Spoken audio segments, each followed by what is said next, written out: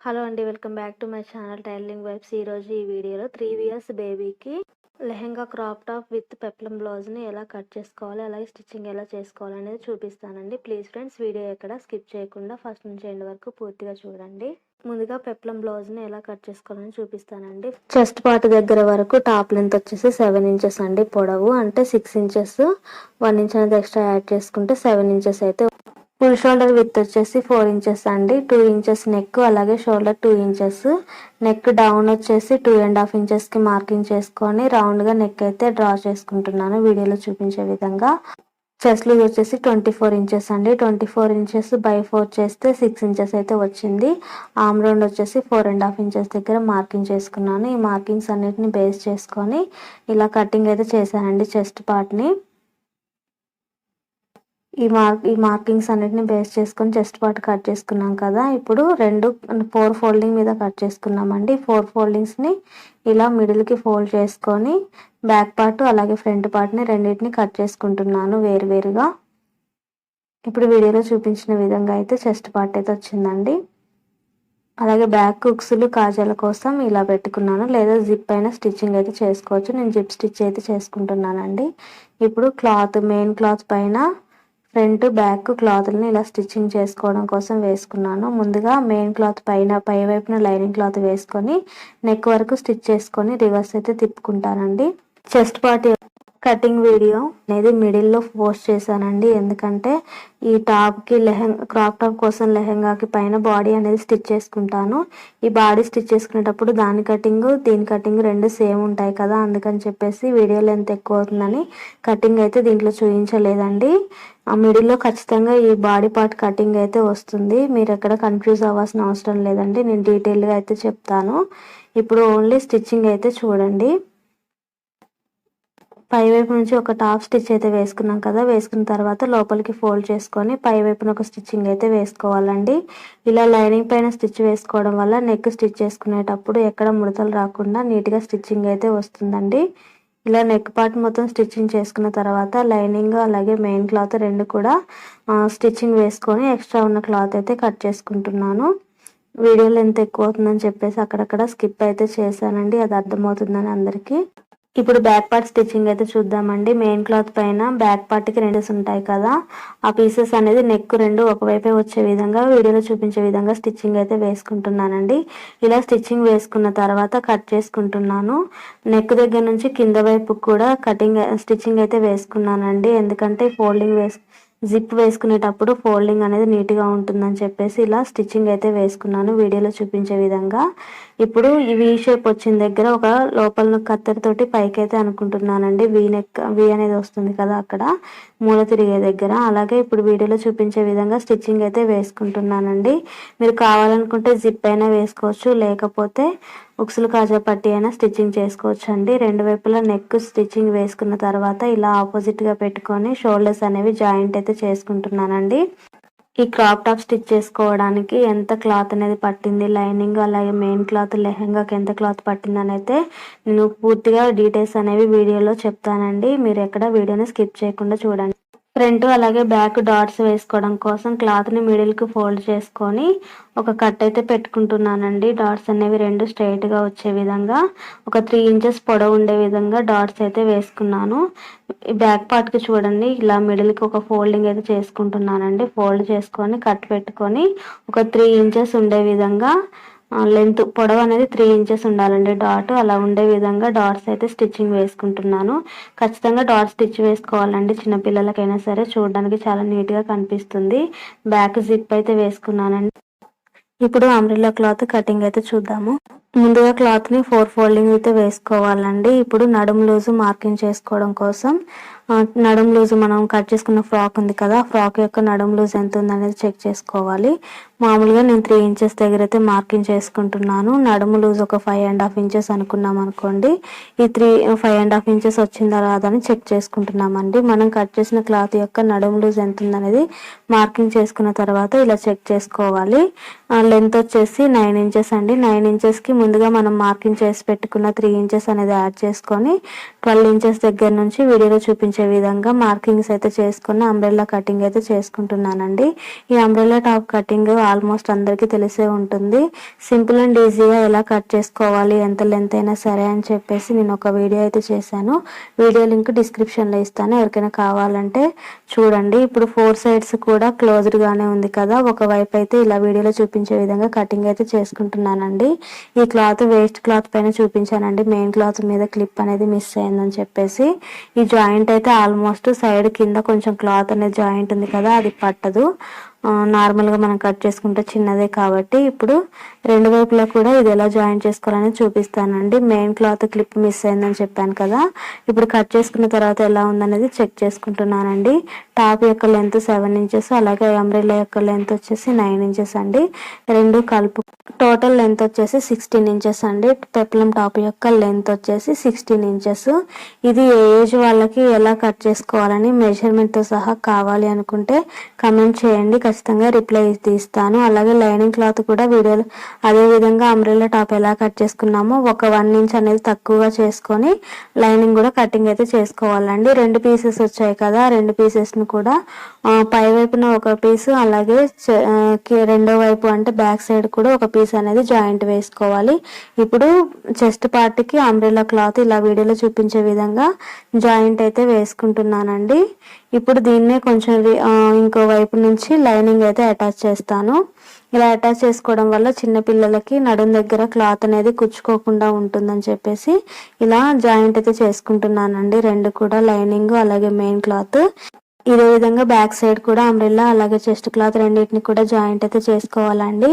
ఈ టాప్ కోసం main cloth red cloth అయితే 1.25 ఇంచులు పట్టిందండి. పన్నా పెద్ద పన్నా కాబట్టి 1.25 ఇంచులు పట్టింది, చిన్న పన్నా అయితే కొంచెం ఎక్కువైతే పడుతుందండి. అలాగే కాటన్ క్లాత్ రెడ్ది కూడా 1.25 ఇంచులు పట్టిందండి, ఎందుకంటే లెహంగాకి పై వైపున కూడా బాడీ పార్ట్ కోసం అని చెప్పేసి 1.25 ఇంచులు పట్టింది. ఇప్పుడు మనం కట్ చేసుకునే లెంత్ వచ్చేసి ఇది పొడవు 30 ఇంచెస్, విత్ 3 ఇంచెస్ అండి. ఇది ఎందుకంటే హ్యాండ్స్కి స్టిచ్ చేసుకోవడం కోసం, ప్రిల్స్ హ్యాండ్స్ స్టిచ్ చేసుకుంటాను కదా, అందుకని చెప్పేసి ఇలా పొడవుగా క్లాత్ అయితే కటింగ్ అయితే చేసుకున్నాను.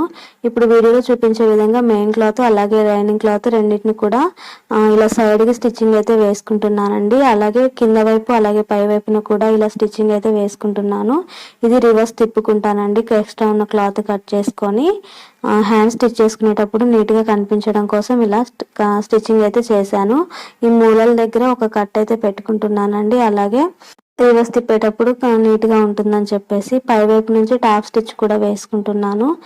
ఇది జారిపోయే క్లాత్ కదా, ఇలా టాప్ స్టిచ్ వేసుకోకపోతే నీట్గా ఉండదని చెప్పేసి పై వైపు నుంచి వీడియోలో చూపించే విధంగా టాప్ స్టిచ్ అయితే వేసుకుంటున్నాను.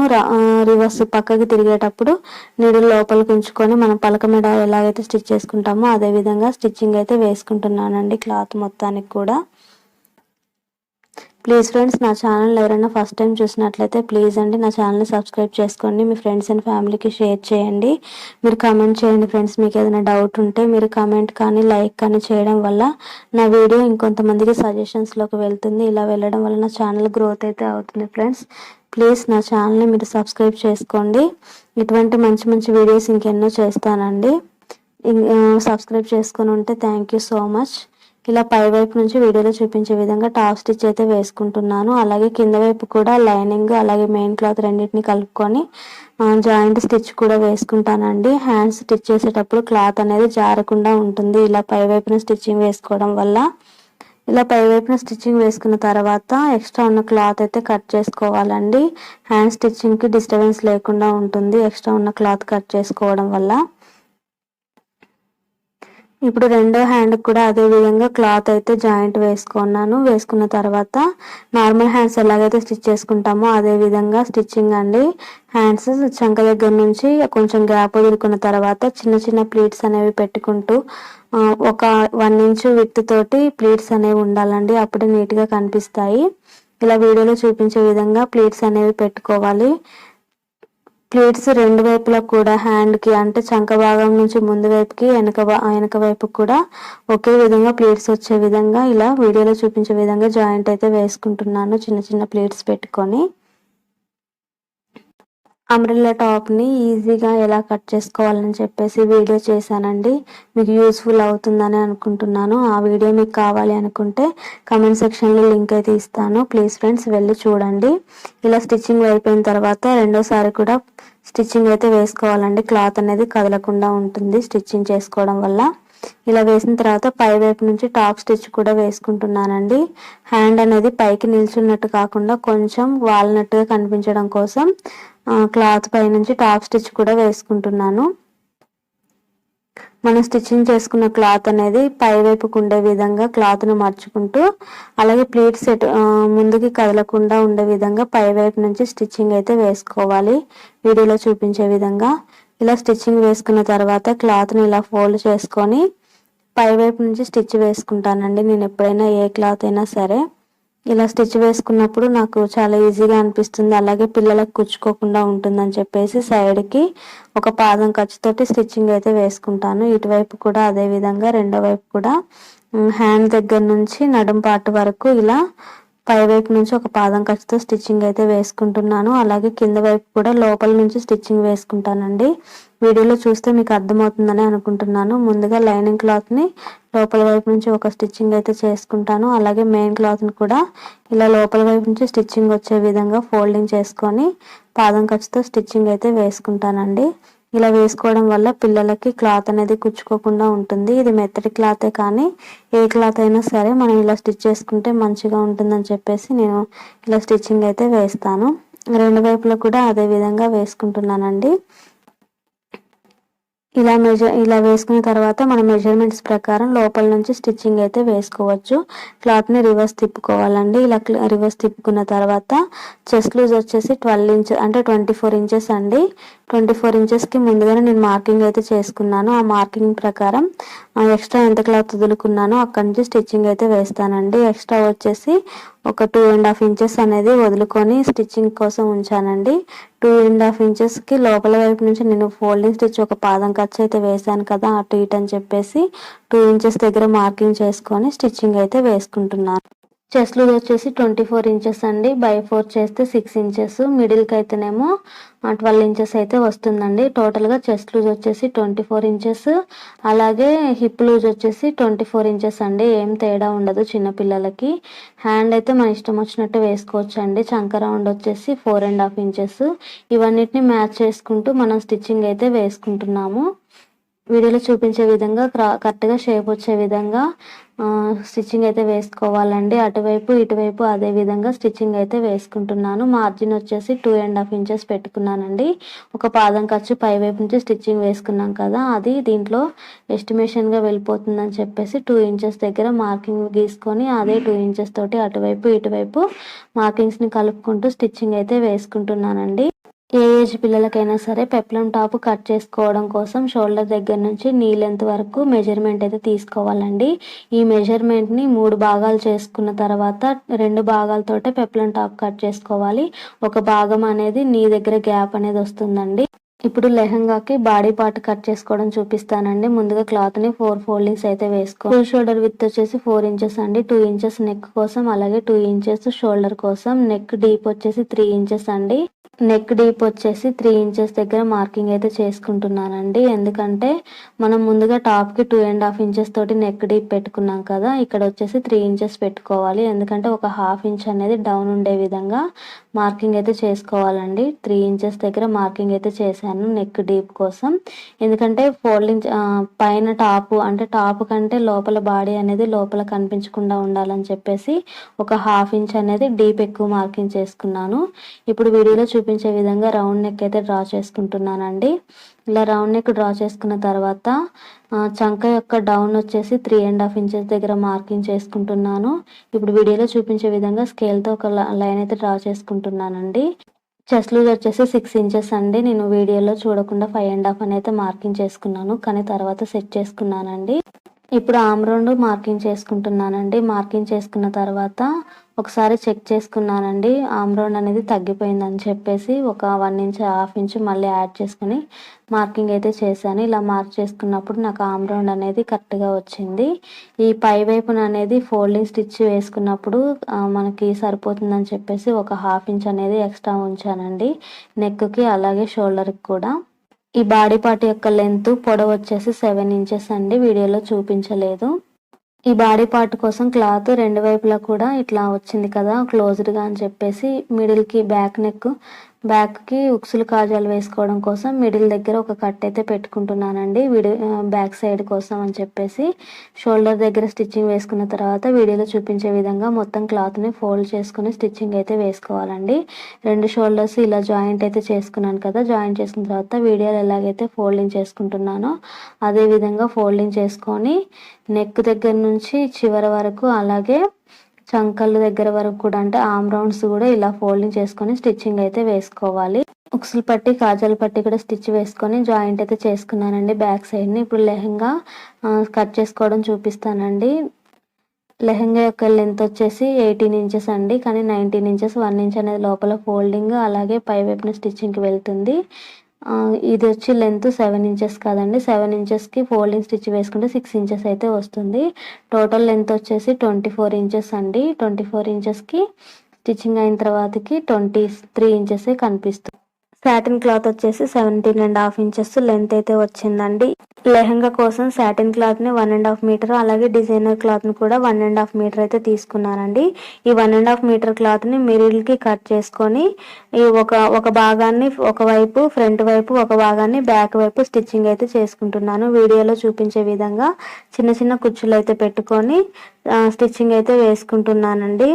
1.5 మీటర్ క్లాత్ని 2 భాగాలుగా, అంటే మిడిల్కి కట్ చేసుకొని ఒక భాగం ఫ్రంట్ వైపు, ఒక భాగం బ్యాక్ వైపు కట్ చేసుకుంటూ స్టిచ్చింగ్ అయితే చేసుకుంటున్నానండి. లెంత్ కూడా కరెక్ట్గా సరిపోయే విధంగా అయితే వచ్చింది.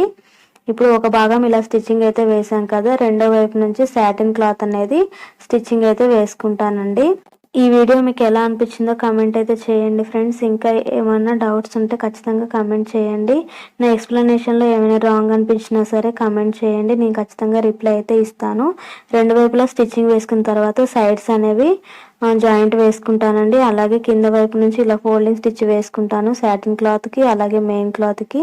పెప్లం టాప్కి అయితే జిగ్ జాగ్ అయితే చేశానండి కింద వైపున. ఈ డ్రెస్ స్టిచ్ చేయించుకున్న కస్టమర్ అయితే చాలా హ్యాపీ ఫీల్ అయ్యారండి, చాలా బాగా కుదిరిందని చెప్పారు. ఈ వీడియో మీకు నచ్చితే ప్లీజ్